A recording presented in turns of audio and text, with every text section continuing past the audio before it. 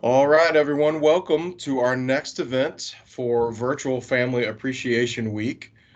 Today, we're going to talk with Dr. Angela Taylor in the Dean of Students office, and we're going to do a coffee and conversations chat.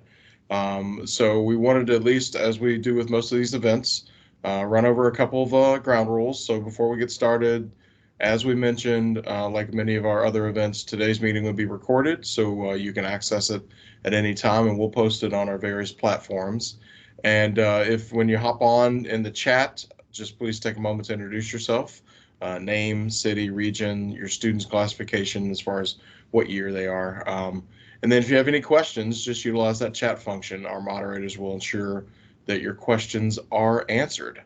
So without further ado, I'm going to introduce Dr. Angela Taylor. She's the Assistant Provost for Student Affairs and Assistant Dean of Students here at the University of Louisville.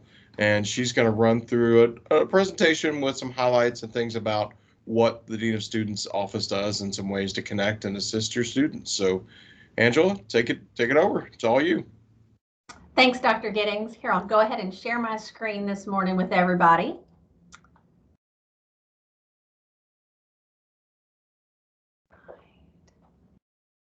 Dr. Giddings, can you see that this morning? Yes, it is up, so you are ready to roll. Excellent. Well, thank you all so much again for joining us to talk a little bit about student affairs, the Dean of Students office, and also services even outside of student affairs that we think are really important for your student. So to begin, just a little bit about the Division of Student Affairs, you see a number of resources and services and departments listed there. We won't spend this hour together talking about all of these services, but we will highlight some today that we really think will be beneficial for your student, and perhaps have already, your students already taken part in using some of these services. We're also going to ask some questions throughout the presentation, so please engage with us and share some of your thoughts on those questions this morning. So today we'll talk about student involvement. Hopefully you joined Quante Taylor yesterday and heard about all the things offered in student involvement. So I will highlight some of those and then some additions to that as well. We'll talk about the Counseling Center and mental health. We'll spend a little time about how COVID-19 has impacted college student mental health across the country and beyond.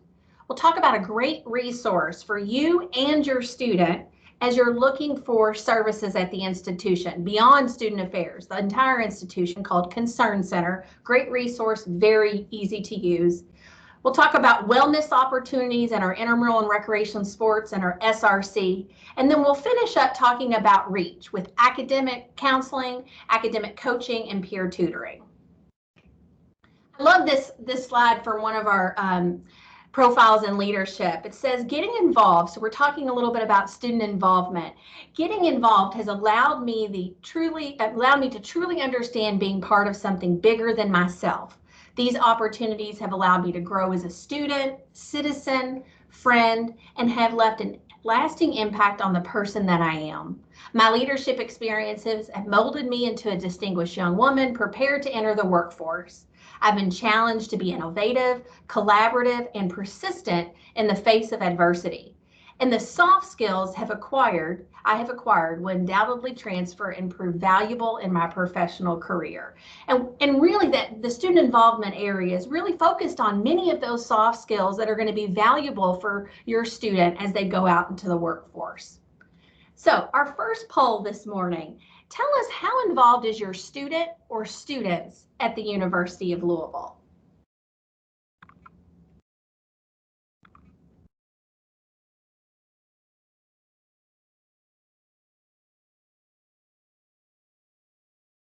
Katie, is that poll working? Yep, looks like we had a couple of responses come in. It looks like we have some parents that are saying their students are somewhat involved and a couple others saying they're pretty involved. Excellent.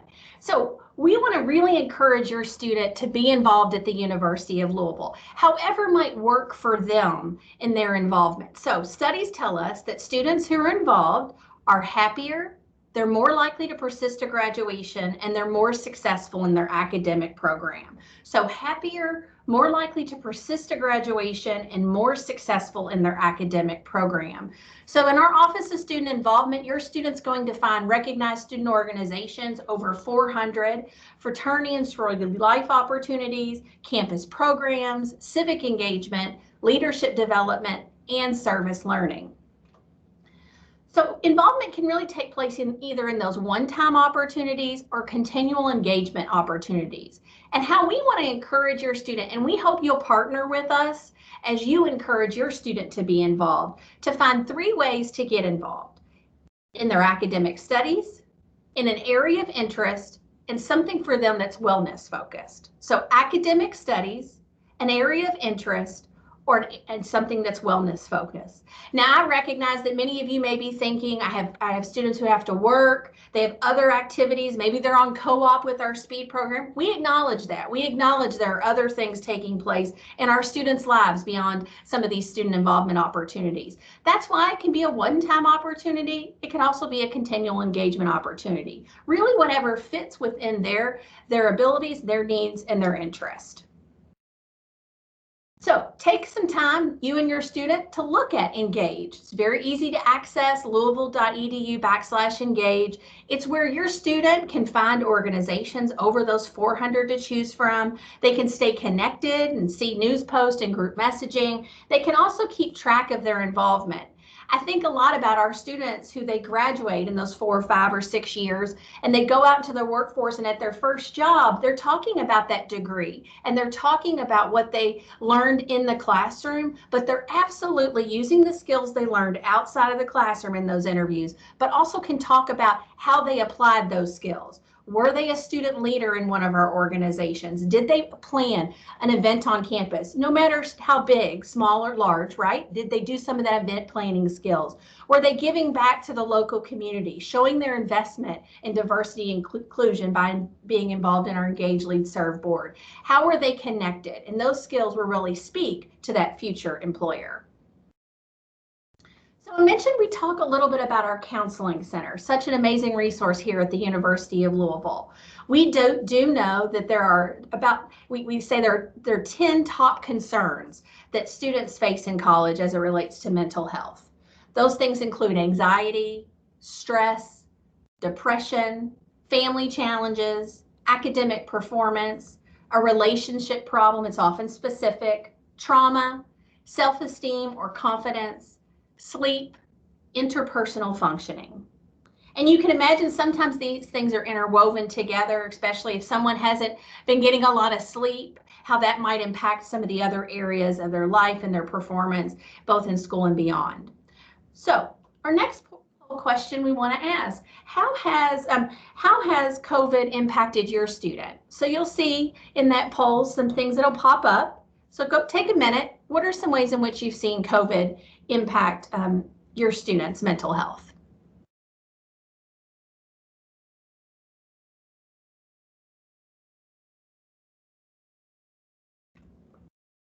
Katie, what are we seeing this morning?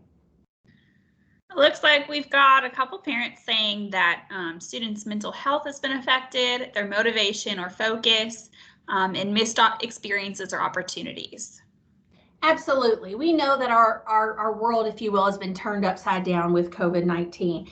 In the beginning in fall of 2020, for those students who came into our counseling center, 12% of them said they were seeking services due to COVID-19. And as I talked with our director of the counseling center yesterday, Dr. Aisha Upta, she said that many students were also sharing about how their experiences have changed as it relates to COVID-19. And some of those negative impacts, just like you were sharing with us in that poll this morning, mental health, motivation or focus, that loneliness or isolation as we're trying to navigate a world that's significantly different right now, academics, and then missed experiences or opportunities.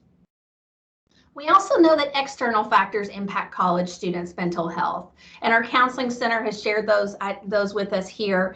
I was able to get those from them. The trauma history, family situation, finances, including homelessness or food insecurity, the physical health of the student and or family, existing mental illness, discrimination, oppression, and others. So again, our counseling center is a great resource for your student. They are located in our student activities center. You see the phone number there, our hours from 9 a.m. to 5.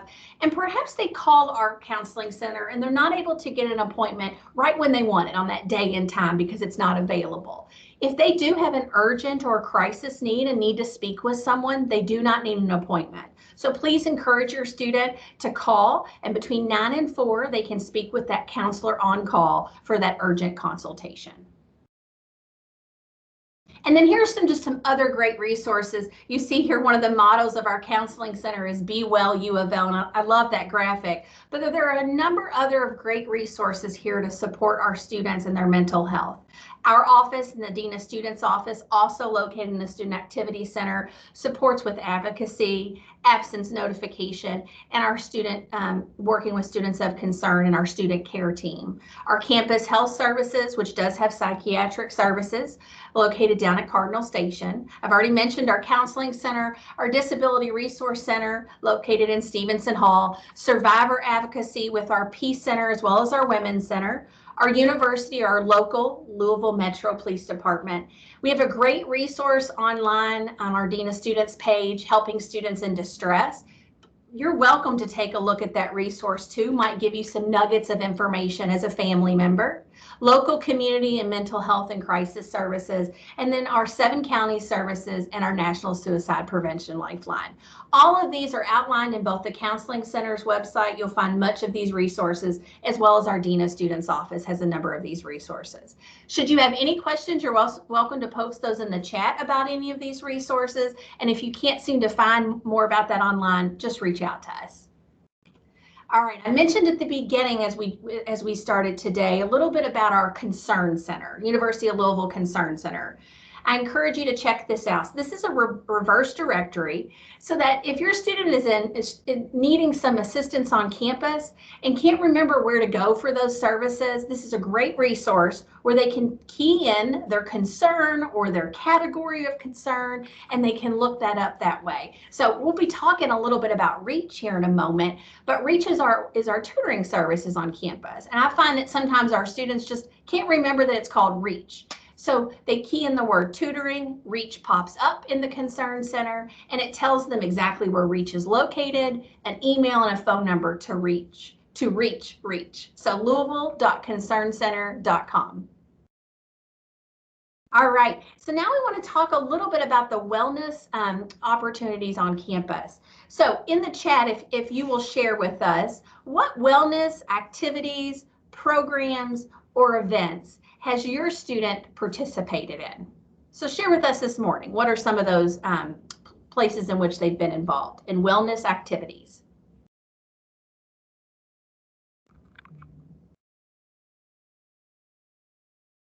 All right, thank you for that. Katie, what are we seeing there this morning for wellness activities? Looks like we are really loving some yoga and virtual fitness classes today. Awesome. Yes, that's on my next slide. I'm so glad you brought up those opportunities that if students are taking classes from home right now and they're doing that online learning, they have some opportunities for those recorded pieces. So intramural and recreational sports has really adjusted during this time to meet the wellness needs of your students.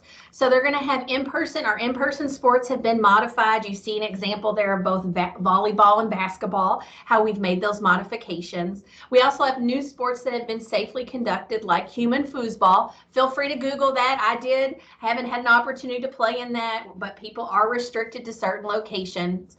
All of the Kentucky Department of Health and CDC guidelines are incorporated into these activities. We also have over 30 pieces of strength and fitness equipment. They've been moved to our basketball court, so there's much additional spacing and proper social and physical distancing. Racquetball, squash, and indoor golf have been restarted with restrictions. You'll find 6-foot squares, easily identifying proper social distancing in the weight on the floor of the weight in the fitness area, and that one-way traffic has been implemented as well in the facility. So you all, some of you mentioned some of those group fitness class, such a great thing we've added this past year.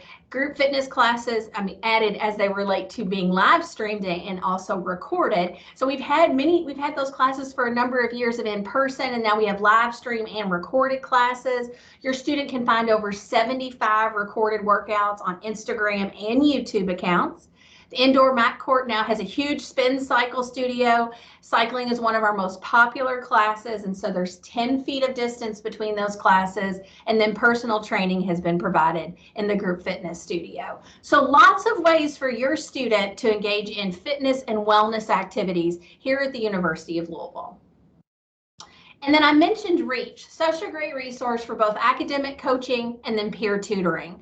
So if you're talking with your student and they're struggling with some of their courses, have them reach out to REACH. So you see where they can schedule an appointment through their website. It's going to help them learn strategies for managing their coursework, balancing time commitments, and improving study habits. They're going to get guidance on life skills, goal setting, and self-advocacy. And also if they're sharing things additionally in REACH that REACH doesn't have that expertise in, they're going to refer them to other campus offices and valuable resources. I appreciate this about REACH. Working in the Dean of Students office, we're often working with students who might be struggling, helping provide care to them, and REACH has been a great partner to share us as a resource to students and to help the other students reach out. So that peer tutoring, it's available in many of our 100 and 200 level courses and some of our 300 level courses. There is online and in person, and they're scheduled and in drop-in tutoring. And then there are specific courses that students, and you can as well, can look under the main page with a very convenient search engine to check out. So as I close with the formal presentation this morning, and of course I'll take questions, I do want to just share this graphic, and I love this idea of growth in our Division of Student Affairs. Committed to grit for our students, resiliency, optimism, wellness, teamwork, and hope. So as you think about those areas, and that's absolutely areas we're committed in the Division of Student Affairs, feel free in the chat today or reach out to any of our folks on campus to let us know about what other areas are you interested in learning about at the University of Louisville. I think, Katie, we might have a poll on that if you want to start that and see what other areas folks are interested in.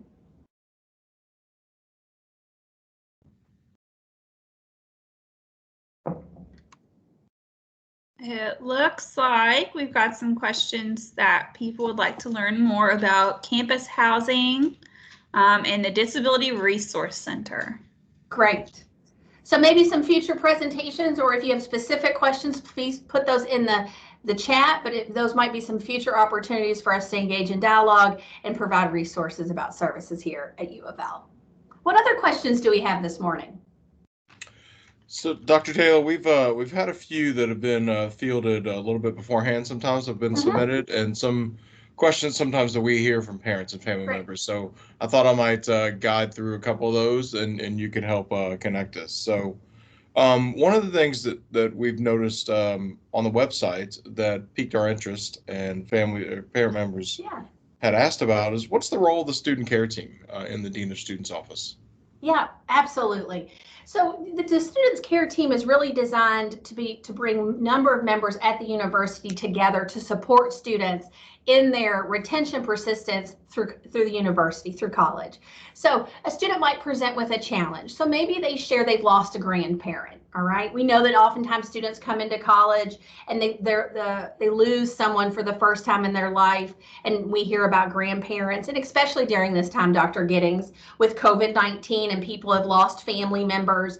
So how can we support that student so that we're not operating as a silo? So we in the Dean of Students office, I chair that care team. So we meet every other week, but then we have a smaller work group that meets once a week, talking about how do we best support that student. So using that example of a student who maybe has lost that grandparent, maybe they need to take a little pause on their studies. So they need us to send an absence notification out to their professor to say to that professor, student has shared with us what has happened in their life and they need a little bit of extra time. We hope you can support that student. So it's really coming together as an institution And we've had a student care team, I believe, since 2007. So we really continue to fine-tune that operation and how we're not siloing, but we're bringing together partnerships to best support a student. Also, Dr. Giddings, sometimes a student might need to step away more than just that week. Might need to step away and stop out and come back. So if we're going to help them step away for a period of time, let's talk about the withdrawal process or supporting them. But then when they want to re-enter in, they can reach back out to that student care team, to the Dean of Students office. We can support them and help them get reacclimated and connected to the university. I use those two examples, Dr. Giddings, but there's a number of pieces that we're supporting students in their success here at U of L. Thank you, Dr. Taylor. So it sounds to me you all really try to be kind of a one-stop shop, a central point if a student needs help. But I know you mentioned Concern Center, but how else can they, if they just don't know where to turn, what's the easiest, best ways for them to come connect with you all? That's a great question, Dr. Giddings. I'm so glad a family member shared that with you. So some really easy ways to connect. Email us at dos@Louisville, easy way to email. Call us, even with us doing, this kind of work remote plus work remote, but also we're here in the office right now. We're here and open from 9 to 5. So a student can also come in, sure. And if we're not able to meet in person, we've got a room set up so we still have our MS Teams capabilities. They could call, so 502-852-5787. They can also submit a student of concern report. They could submit it about themselves if they like. There's a report of concern on our website. Maybe they have a friend in need. Maybe you as a family member want to share some information with us. It's not an anonymous way. We're going to follow back up with you. And we're going to talk about how we have that conversation with the student. But that's another way to share some of that information and reach out. So your physical location is in the Student Activity Center. What room? W301. Yep. Oh, so you're up on the 3rd floor in the big Dean of Students office area. Okay. Yep, that's where we are. Absolutely. Gotcha.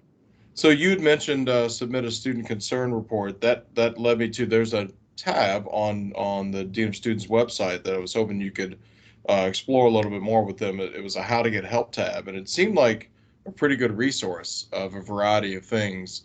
Could you explain some of the things that might be on that tab? Dr. Giddings, what do you think about me pulling off my screen and we just go into that page? And I can highlight a couple that'd be perfect. of those? Would that be all right? Okay, let's go there. All right. Pull that up for you all to see. You're still seeing me, right? Yep, we got you. Okay, great. It's a great question as we think about some resources for student success. So what the question Dr. Giddings was asking about, if you look here on our website, I think you can see that this How to Get Help tab right here. Great resource for you and your students, a number of resources. So you see a tab about our student advocate. When I mentioned that piece about withdrawal process, she can help with that. Our student complaint process, they're sharing about an experience they might have had in the classroom and how can we connect them to the department chair perhaps, or to the dean of that college to get support. We also, I really want to spend just a minute on this one, Dr. Giddings, for you, is our Student Emergency Fund. A great resource for students that are struggling right now and need just a little bit additional financial need, especially during COVID. And I'm so very grateful to the Bornwassers who began this Student Emergency Fund. And then now we've got a number of donors, alumni, faculty and staff that do payroll deductions monthly, and those that do weekly pay, they're doing their donations that way. And our student government, our student activities board, and I've probably not mentioned all that have supported our emergency fund, given away about over $800,000 since March of 2020. So almost $1 million of grants. $800,000. Wow. Yeah, Dr. Giddings. So excellent resource for students. And this is for this is for an emergency. So maybe they've lost their, maybe your student lost their job and they're looking for another job, and just that 1 month they need a little help. They apply through our emergency fund. Now this does go through financial aid, so there does have to be some eligibility as the way that this process works, but they just click right on here to apply for student emergency funds, and then it goes through that process to see if they are eligible. Now You we'll know, tell them if it's, go ahead, Dr. Giddings, no, you question. go ahead. You go Yeah. ahead. If it is more about a sustainable financial plan, we've got a great partnership with our Student Success Center and their student success coordinators to have some conversations about how to, if it's, because this is for emergencies, but how can we help them think about other options for that sustainable financial plan? Your other question, Dr. Giddings. So, and I think you hit it already. So someone had asked about concern centers, so you did a pretty good job of explaining that. So I think that was there. But while you're on the page, um, you also link off to a campus resources page. That seems like a pretty helpful page. Um, I didn't know if you could explain that one a little bit to Yeah, folks. that's a great, thank you for bringing that up. That is a great page. So this is really not just so you see student resources, student affairs, but there are a number of other resources. Even today, when I'm with you this morning, I talked about REACH. REACH is not in the Division of Student Affairs, though that's not really relevant for you all as family or students, right? We're all one university. We're working to pursue those cardinal principles as a collective. So what I love about this resource is that you can see a number of resources throughout the institution, which I think it's great, Dr. Giddings, you kind of liken it to the Concern Center, because I think there's so much information about U of L and resources out there that it's hard to remember what resource does what thing and how does that help support me as a family member for my student. So here you can really navigate some really topics that'll help a student. So thinking about severe weather or going to social media pages, you see the resource list down here on the bottom with various different resources like Blackboard and course descriptions, all the libraries. So a great resource for family members as well as students. So that, if I'm looking at it, even links off to many of the student activity and other things the students could get involved with, which what we typically have always tried to advocate to family members is sometimes they know their students best. So this is a good resource for them to help prod their student to go explore and learn a little bit more and get more connected. And speaking of that, I see right there you've got an events feed there, and I think on your homepage. So if students are saying to their parent and family members that there's nothing going on, Never. there are lots of things going on, and this could be a good thing to help inform that on your website. Right. We actually have one right there. I appreciate you highlighting that. The Reframing Autism Initiative, that we have a collaboration with our Delphi Center, the Kentucky Autism Training Center, and our Disability Resource Center, really helping faculty and staff as they work with students on the spectrum. And we have students on the spectrum that participate in a panel of this so that we are well informed in how we're supporting students that are on the spectrum. So that's just one, I highlight that, but we see NPHC 411's on there, but I highlighted that Reframing Autism just because that's a collaboration in our office. Yeah, absolutely. And you mentioned severe weather. So a question we had is we've had some snow impacts lately. Are there key spaces on campus that stay open during weather? Right, and excellent question. So that is posted online. Our student activity center is an area that stays open. Our student recreation center often stays open. So those are two key spaces. And then of course, if your student is living on campus, there are dining facilities that are open as well. And that page online, when you go onto the homepage, you can click right there about the severe weather, and that can show what is open, and our dining services keeps their page up to date too. Gotcha. So there are multiple spaces on campus, even if the student's living on Absolutely. campus, that they can go to and still get work done and get a little exercise and all those types of things as well. Absolutely, yes. Very cool. Very cool. Um, Counseling center question. Someone Yeah. had asked about group workshops and other things that they may offer, and I noticed there was a little bit on the counseling center's page about that. Can you just briefly explain, outside of traditional counseling, what are some other things that students can connect with? Well, that parent or family member and I were right on the same page. I actually had that pulled up before we began today. So we do have those individual counseling appointments, Dr. Giddings, but we do have those for those parents who are asking. We do have group counseling. So if you go right onto that website, there's a number of those, and you might have even seen, if you went on there now, a number of those have closed because they have filled up, which is a great sign that students are using different ways in which to continue to work with their mental health. So a number of great resources, and perhaps there's not a group on there that a student has interest in. I would encourage them to get that individual appointments scheduled, meet with that psychologist, that counselor, and have that conversation about potential future group opportunities. We often base those around the needs of what our students are sharing when they're coming, because you saw some of those negative impacts that were listed. We're gathering information as students are coming in, so we're basing that off the needs of our students. So please encourage your student to share that, and perhaps we could have a future group of their need. So I think I'm down to maybe one or two more that we've had submitted. Okay. So you'd mentioned reach. So one of the family members asked, does my student need to be struggling with class to connect with reach? Wow, that's an excellent question. No, they do not need to be struggling, right? Maybe they just want to have that conversation about, am I on the right page? Does this look like I'm doing a good job? Would you give me any advice or counsel? Absolutely not. Even though I imagine there might be some other things, right? I mean, in college, there's a lot going on. I myself remember there were some classes that I wouldn't have said I was struggling in, but I probably needed an oomph or a bit of a push or maybe some motivation or some help with that. So just to talk that through with either maybe a peer in that peer tutoring program, but does not need to be struggling. So it's peer to peer. So it's students who have a knowledge of the material and connect a little bit easier with another student. So. Right. And mostly those 1 to 200, some 300 level courses, and you and your student can go in there and you can search in that database to see if that course is a class that we do offer those services with. Gotcha. And one of the things I just wanted to give you a platform for a second is I know you all at the beginnings of semesters really work to intentionally do some outreach and connect with students. I didn't know if you could just explain that so that students knew what to look for at the beginnings of semesters of where you all are and what you all try to do to connect.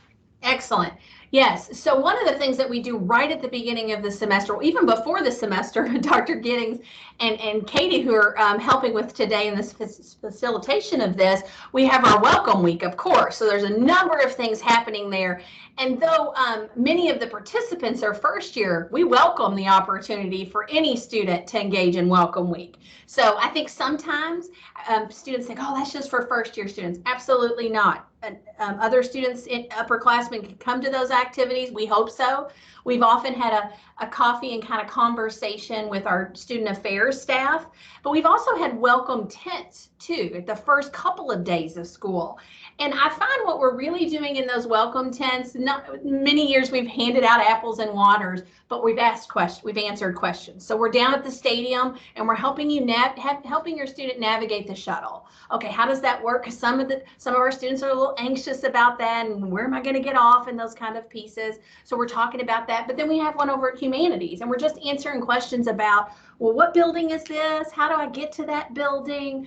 There are many of the offices. I really believe a student could walk into any office on campus and ask those questions. So that's not a defined event or session. I want your student to feel, oh, I'm going to go in there and ask. I'm passing one of our A&S buildings. I'm just going to ask that question. Your student's always welcome to stop by the Dean of Students office with any of those questions. What we say about the Dean of Students office in the beginning of the year and beyond is, if you don't know where to go, come to us. We won't promise to always know the answer. It's a big institution, right? 23,000 students, lots of employees, faculties, and staff. We don't know the answer. We will get the student to the right resource, or we will connect, or we will call them and get the answer for them. So depending on what the question is. So you've heard welcome week, you've heard those welcome tents, you've heard come to any office, call or email with any of those questions. Perfect. I think you just wrapped that up pretty well. We really hope parent and family members have enjoyed this. And again, we will have this posted on all of our various platforms as a resource to go back to. And what we hope that you take away from this is the Dean of Students office is a connecting point for both you as parent and family members as well as your students. And it's any point in time they feel like they need assistance and just want to figure out where something is. You all can help that or go deeper into other components that are needed. And the website's a great resource and tool as well. So, Absolutely. Katie, did you have some closing thoughts at all on some other events going on for the weekend? Yeah, we would just love to encourage you all to check out our Virtual Family Appreciation Week website. Every session that's happened this week is available online now. So if you've missed something earlier in the week and you're a little upset that you didn't catch it, it's there for you to review at any time. And also later on this afternoon, we will have trivia. We're partnering with our U of L Alumni Center to host trivia, and the winning team, up to 8 players, will receive individual $25 Visa gift cards. So if you all are a little competitive and would like to join us, we'd love to have you. And tomorrow we will be having our first ever virtual Parent of the Year ceremony, which will launch at 2 p.m. and we hope we see you all there. Great. Well, Dr. thank you all so Taylor, much. thank you for hanging out with us this morning and, Yeah. and sharing some information. And we look forward to connecting in the future in other ways. Absolutely. Everybody have a great day. Thank you all. Thanks, Thank you all. everyone. Bye. Bye.